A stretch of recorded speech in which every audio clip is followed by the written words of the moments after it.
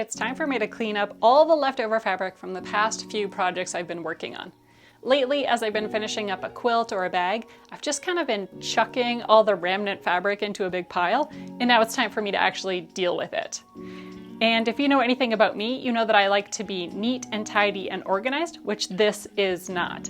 And that's because when things are organized, it helps me feel less overwhelmed and helps me feel like I'm ready to be more creative when I can see all my fabric and see what I have. And if you're anything like me and you're curious about the way other people manage this kind of stuff, because this is a hashtag very real problem in the quilting world, then this is the video for you. Because in this video, I'm going to be showing you how I sort, wrap, yes, I wrap, cut, and store all of my fabric leftovers into various shapes and sizes so I can be ready to just start on the next project without having to wade through a mountain of random scraps. Okay, quick tour of the sewing room. I've got my main table here, and then this is the closet. It's over to the right of the filming area, and it's not a bifold, but it's a sliding door, and the closet goes from top to bottom, and this is my entire stash. I keep everything in here.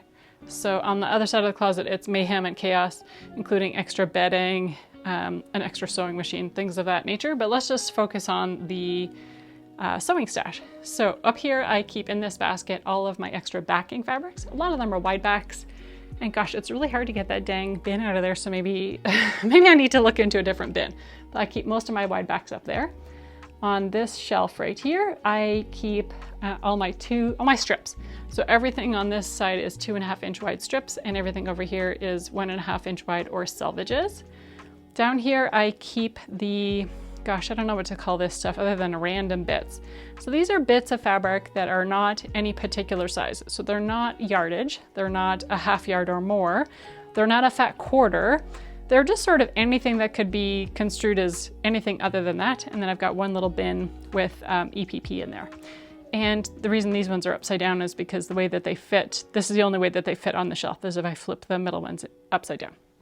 Then down here, I've got some yardage, and I keep my yardage in 3 piles. So this is anything that's a half yard or more, anything that's a yard or more, or anything that's a 1.5 yards or more. And then down here, I've got my fat quarter, gosh, I call this my filing cabinet. I'll show you more of that in a minute, but I keep everything in there. And then these 3 bottom bins are kind of, whoa, I gotta aim this down here. These are like specialty fabrics, is what I would say. So in this bin right here, I've got all my Liberty of London fabrics. In here, I've got bag making stuff. And then down here, for some reason, I'm still hanging on to this Bonnie and Camille fabric and a little bit from Moda as well. And then just to the right here inside the closet, I keep taller things like bolts of interfacing, my wool pressing mat, things of that nature. So this is my stash, and I keep it all in this closet in my sewing room. The very first thing I need to do with this pile is sort it into general chunks by size. So I'm going to start by size, and it's the thing that I'm looking for really is yardage. And I have kind of already done this a little bit ahead of time. So I've got some pieces that are clearly larger than others, and those would be my yardage bits. So, okay, so this stuff in the middle here, this is my yardage that I'm going to need to sort through. Then the rest of it is those, this is a whole stack of random bits that are less than a fat quarter would be my guess. And then I've got some strips here as well that I'll need to sort out. But I'm gonna start with the yardage. So let me put these other 2 away, and then we'll come back and I'll show you how I sort these out. This is the pile of yardage that I need to sort through and get stored away in my closet. And just for clarity's sake, when I'm talking about yardage, I'm talking about pieces that are full width of fabric. So that means that they have both selvage edges on them. And then that makes it really easy for me to tell, okay, that is for sure the certain amount of yardage that I think it is. Because if I have a weird piece where one selvage is cut off, that for me is gonna go into the random pieces that are larger than a fat quarter pile. They're not gonna end up in here. So the first thing I need to do is make a little bit of room. And I need to find out how big this is first, because I need to know which pile to put it in. Because as you saw, I sort things into whether they are at least a half yard, at least a yard, or 1.5 yards and larger. So I'm gonna measure this on my cutting mat, and it says that it's 20 inches. So that for me, I'm gonna count as bigger than half a yard. And I'm going to start with it where the two selvage edges are touching. So just like it comes off the bolt, it's got a really harsh crease on that top line there. Then I'm going to use this thing. And this is what I'm just going to call my jig, because it's just a quick little thing that I created that I use over and over again. And this is simply a piece of a foam board. So I can see on here that I bought this, I know I bought this at the dollar store, and it's Elmer's foam board. And this piece, when it first started, was 20 inches by 30 inches. I believe this is still 20 inches, this dimension right here. So all I did was just chop it down with an X-Acto knife to make it the exact width that I wanted. And for me, I made this 7 inches wide because my shelves are about 23.5 inches wide. So I thought if I use a 7-inch wide jig, then that will fit. I'll be able to put 3 rows in there because I knew I wanted to put in 3 different piles of fabric. So you can do this too. This is a $2 investment. Or some people use a ruler. I know a lot of people will use a ruler that is 6.5 inches wide by about 24 inches long. Those work really well for this purpose as well. But because I didn't want to buy a ruler and I was cheap and already had this, I just use this thing. So the first thing I do is just lay it on the middle of the fabric. I usually make sure that there's a little bit sticking out but beyond the selvage edge. And then I'm just going to wrap the sides around it. Oh, almost got it. Then I'm gonna slide it out a little bit and fold it so that this folded edge is in line with those selvage edges. Pull that off, and then I will set this on the shelf. So I'll do that again with a couple more cuts of fabric just to show you. Let's see here. I don't know how big this one is. I know I bought a lot of this fabric because I thought it was really cute. So that is at least a yard, but it's not 1.5 yards. So that's gonna go in the yard plus pile. Threads are a hazard. Now this one's a little bit wider, so I'm not just going to start wrapping it. First thing I'm going to do is notice that the two selvage edges are touching, as always, with that harsh crease at the top. I'm going to fold this one in half first so it'll wrap a little bit better around my jig. I love this fabric. It is so cute. And I'm just going to place the jig in the middle, wrap the fabric around, try and keep it neat and tidy. And I'm going to slide the jig out and fold that in half. So that is some for the half yard plus pile. Now I've got some for the 1 yard plus pile, and I'll just do one more while we're at it. This is some heavy duty canvas that I used for a bag. I have no idea how much is on here. Oh, it keeps going. Oh, this is a weird piece. Okay, so this is a weird piece of fabric and I don't like this. So this is obviously yardage, but if I take the part that is selvage to selvage, it is exactly a half yard. So believe it or not, I would probably cut this. I would probably cut off this piece in order to make this chunk a little bit more regulated. So I'm just gonna do that. I'm not gonna be too precious about it. Let me grab a rotary cutter. I just searched for that one. I'm just gonna grab a rotary cutter and just chop it off because for me, that is gonna work better for my brain. So there, I'm gonna put this one in my other pile that I have to sort out later. And then I'm going to treat this like any other fabric where I'm going to bring the two selvage edges together. And I'm going to put my jig in the middle, wrap it around, slide it out. I wonder if that hurt anybody's feelings, if anybody looked at that and thought, oh no, don't do that, Shelley. Don't do it, because then I just cut off a big chunk. But for me, this works better in my brain. So this one is a half yard, so I'll put it with the rest of the half yards.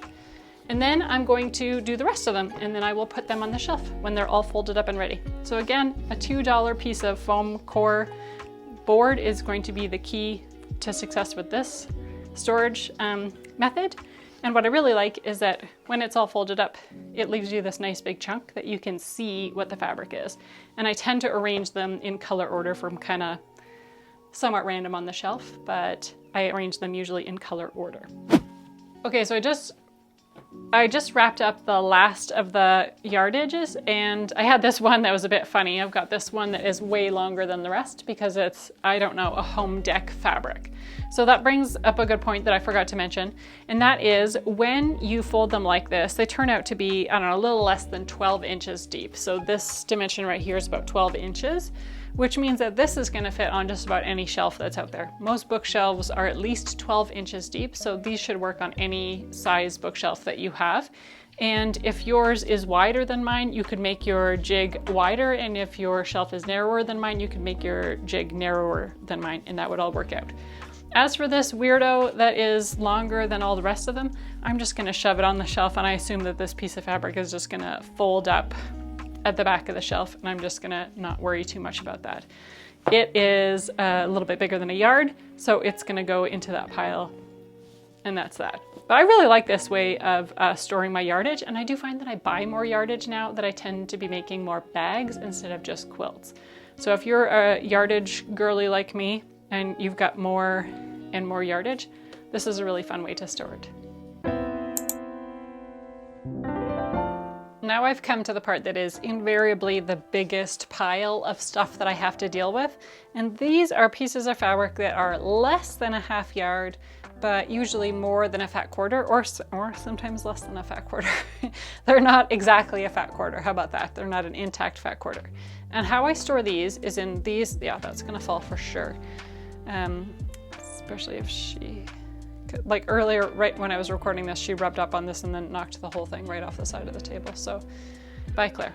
So these random pieces of mysterious bits get sorted into these 5 bins, which sometimes I can put lids on them and sometimes I can't because they're too full. And these are sorted somewhat by color order, even though you probably can't tell. This one has red, orange, yellow, and green, and it's only half full. So that just goes to show that I don't have very much of any of those colors in my stash. I just don't sew a lot with those colors. This next full one is full, and it's got blue in it. This is pink and purple. This one down here is low volume and also multicolor ones, because I don't know where to put them. If it's like a floral that's got 7 colors in it, I'm never sure where to put those ones. So I put them in with the low volume, because this bin's either got no color or all the color. And then this one is darks, so like blacks, grays, browns, that sort of thing. So all I'm gonna do is just sort through this pile and put them into corresponding piles that sort of would go with these ones. So say these are all blues. And so I could have tiny little pieces that are just a little square like this, or it could be a much larger piece like this. It's not a half a yard and it's not a fat quarter, so it goes in this random pile. And I tend to fold them up however I can, just so they somewhat look like they're going to fit inside these bins. So they kind of end up in these long rectangles. And I'll just do the same with the entire pile.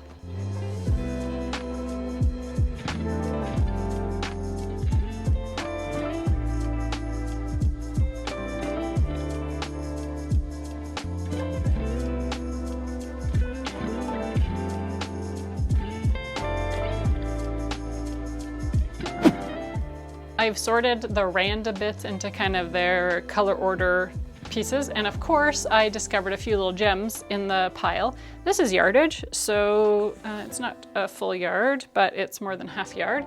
So I will fold this one up. I'm gonna fold it in half first. That might not be quite right either. But I'm gonna fold it in half, wrap this one around. It doesn't quite reach. I'm gonna unfold it in half, try again. I'm just going to wrap it around multiple times. It helps to have more room rather than less room to do this. So this wasn't a great idea to do it with all this other random fabric on the table, but whatever. I'm trying to keep it somewhat square. This is maybe an example of what not to do. Okay, there we go. Then I'm gonna pull out my little jig, fold it in half, and then put it with the rest of my yardage. Put that on the shelf with the rest of my yardage. I also, you know, invariably there's gonna be ones that you come across and you're like, what pile does that go in? I decided this is low volume. I don't know, it could be, or maybe it's orange. I discovered a fat quarter, so I'm going to deal with this in the next stage. I discovered some selvages, so again, that's going to be in a future stage. And then I discovered some weird little bits that came off something that I must have sewn or long-armed. And these are sewn together. So I'm just going to take a rotary cutter and cut them apart and then put them into their piles. I'm normally pretty good at not doing this, but I guess just for demonstration purposes, I thought it would be important to make some mistakes like that. So I've got some of these that I'm going to call teal, which I don't know, this one now it's feeling more green to me than it was feeling blue, so that's fine. Oh, and then another piece. Yeah, this has got a bit of soft and stable stitched in the middle of it, so I see what happened. This was a bag at some point in time, or maybe just even a large panel that I cut and stitched up. And then I'll put these two over here in the greenish pile. Now all that's left for me to do is to try and now fit these amounts of fabric into these bins. So wish me luck with that. And I'll take them apart and put them in color order as I go. Not much red here. Got red, orange. The line kind of blurs between orange and yellow sometimes, and yellow and green, because sometimes you got those like lime green colors and you're like, is that a yellow? Like, is this a yellow or a green? Maybe a yellow. So I'll just put them together.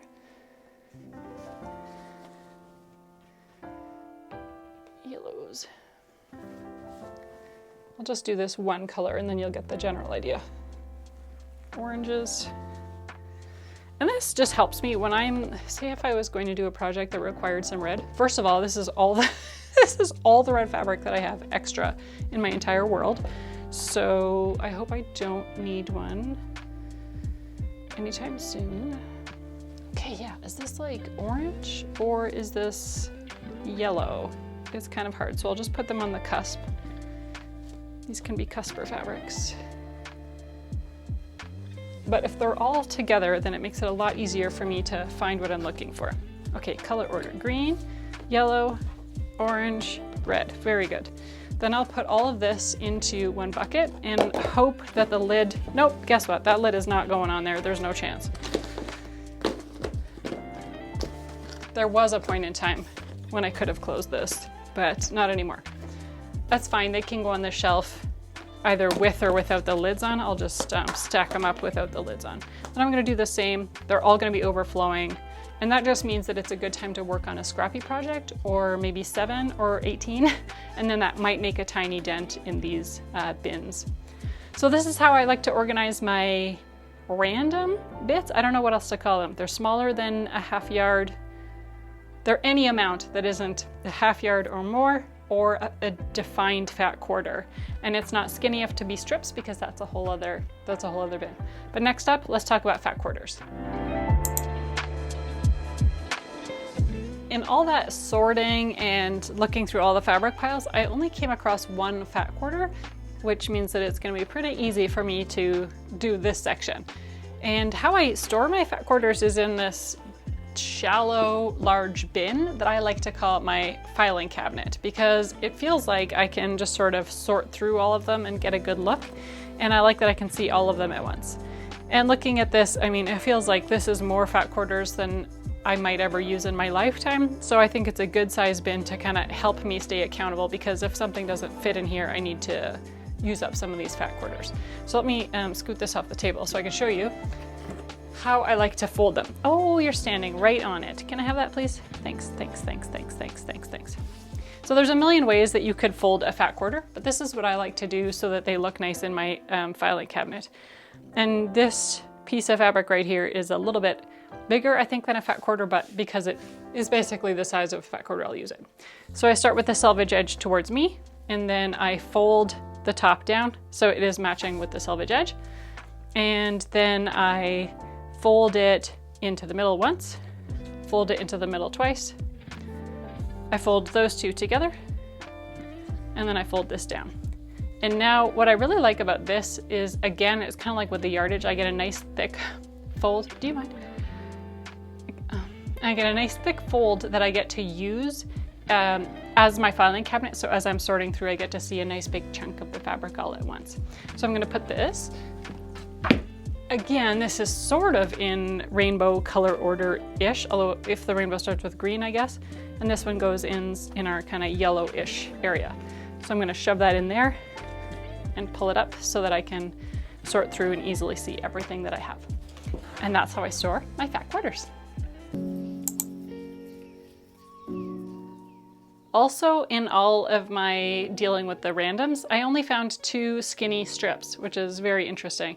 I think that just means I was working on projects that needed bigger chunks, etc. So here's a selvage, and I tend to keep my selvages, but only the Ruby Star ones. No offense, everybody else, but I keep all of my Ruby Star selvages in this one little tote with all of the rest of them. And it looks like on this one, I cut an extra almost inch of fabric above the selvage so that, I don't know, that'll help me down the road if I ever make any kind of a project with a selvage.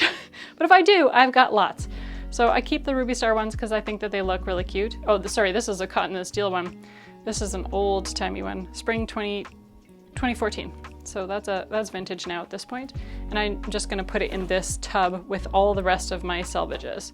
And also in this tub are the bits that I have received over the years through Ruby Star scrap packs. So you get a lot of selvages with these scrap pack bits, and they're usually the selvage edge plus at least like 4 to 8 inches of fabric. And how wide would they be? Probably about 21 inches. I feel like they're usually about a half a yard. Yeah, not a half a yard, but what I mean to say is half the width of selvage to selvage is what you would normally get. So they're usually about 21 inches wide. They usually include a selvage. Sometimes it's the colorful one, sometimes it's not. And then they usually include 4 to 8 inches of fabric as well. So you never know what you're gonna get, but I just think those are fun because I often want long, skinny strips of fabric. And I recently used this whole big pile to make a really fun scrappy trip around the world quilt, and it used a lot of those strips. So I'm gonna put all these selvages back in here to be used, maybe never, who knows. But if I want selvages, cute ones, I've got them. And then I found this one piece that was not as wide as 2.5 inches. So I'm gonna cut it down to 1.5 inches because that is the dimension that I tend to keep. I keep 2.5 inch strips and 1.5 inch strips. So this one was, I don't know, 1 3/4. So I've just cut it down to 1.5 inches wide. And now I'm going to put it in this bin, which is full of 1.5 inch wide strips that I have never used for anything. But why are we keeping them? We don't know. Maybe one day I'll want to make a postage stamp quilt. And if I do, I've got all the strips imaginable and ready for that. So those are my narrow strips, my selvages and my 1.5 inch strips. Next up, I've got my 2.5 inch strips. So let me grab the bins, etc. for that. All right, much like the random bits that I was dealing with before, I keep 2.5 inch strips. Oh, although I can see that this is a 1.5 inch strip, so that'll have to go somewhere else. I'll have to get out that other bin again. But I keep 2.5 inch strips because I find that I use them a lot in quilts. In fact, on my design wall behind the camera right now, I'm looking at a quilt that used all 2.5 inch strips, like the whole thing is 2.5 inch strips. So this is a size that I use regularly, especially in scrap quilts. So I tend to cut these down. Let's say that I finish a project and when I'm done quilting it, I've got long sort of bits of fabric. I'll often just cut that down into 2.5 inch strips at that time, but then leave it in a pile to deal with later on. But I'm really good about when I finish a quilt, I will cut the leftovers into normal size chunks. And then anything that's long and skinny, I cut into strips. And now it's reckoning time, and now I actually have to kind of deal with these. So 2.5 inch strips get sorted into color order, much like the other ones did. These are my dark and brown ones. Blue, it looks like purples and pinks are in that one. Red, orange, yellow, low volume, so many.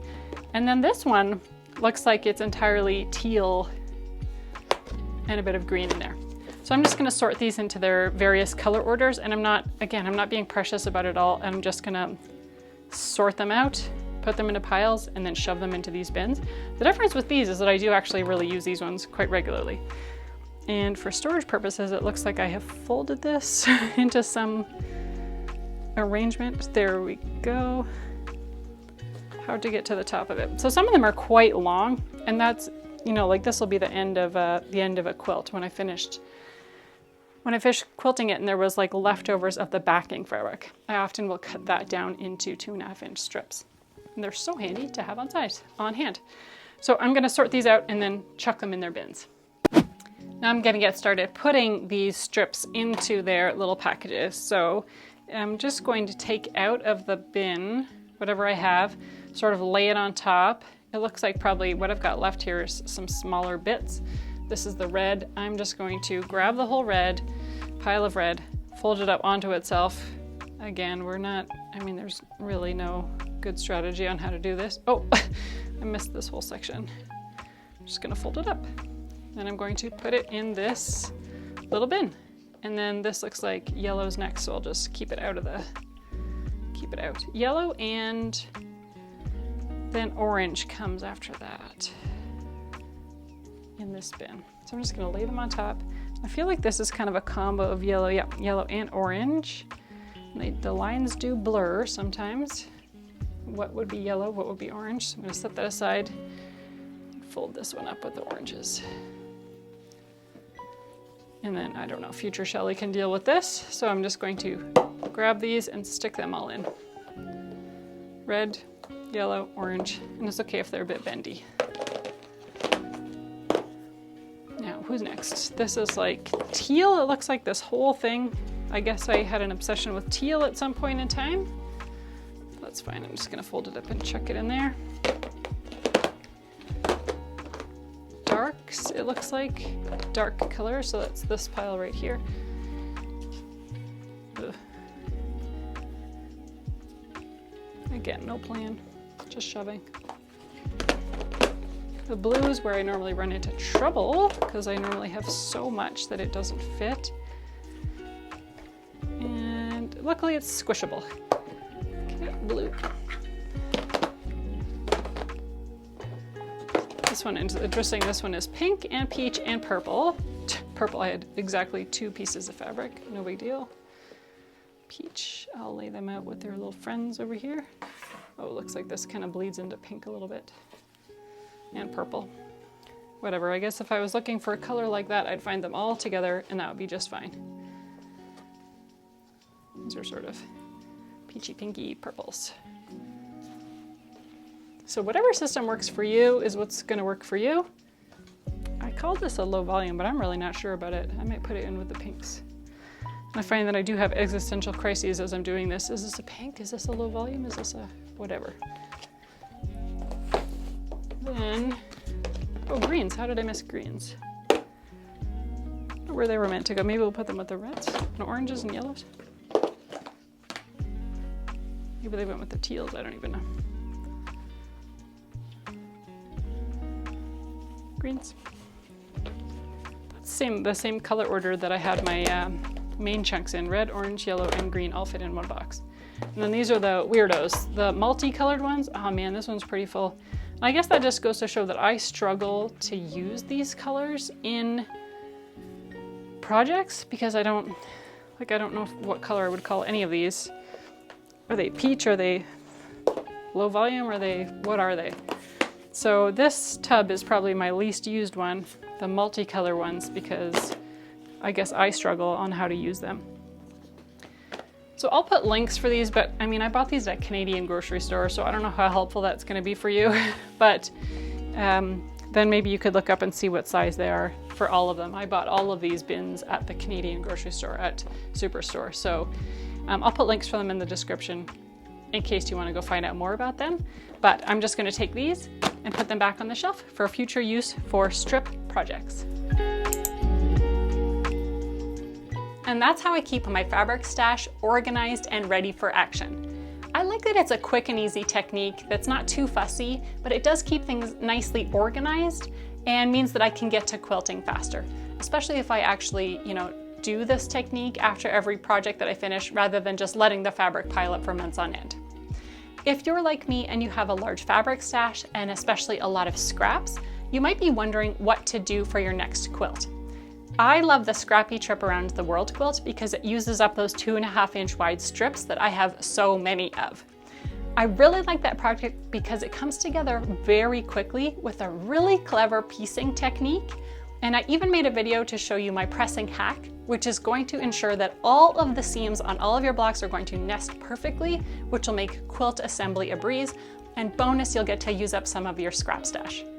As always, I'm wishing you happy scrappy quilting, and I'll see you in my next video.